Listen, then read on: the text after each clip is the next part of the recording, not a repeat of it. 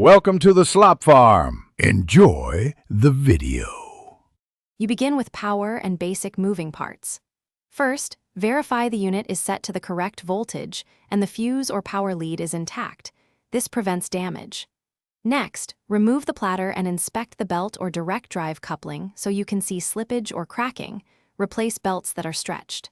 Finally, examine the cartridge and stylus under good light so you can address tracking problems before playing any records.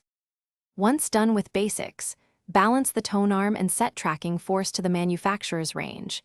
This reduces distortion and record wear. Make sure anti-skate and cartridge alignment are correct so tracking is even across the groove. Then, address audio problems by testing the grounding wire and RCA leads with a multimeter to find continuity faults and hum sources. Clean electrical contacts and switches carefully so signals pass cleanly without introducing noise. You finish by calibrating speed and listening critically. Use a strobe disc or phone app to set 33 1/3 and 45 RPM precisely, then play a familiar record to check for hum, channel imbalance, or skips. If you still have issues, methodically swap components. Try a different cartridge, a known good tone arm cable, or another phono preamp to isolate the fault.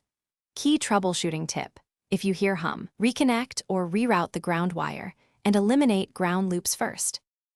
Thanks for watching. Consider subscribing if we helped you today.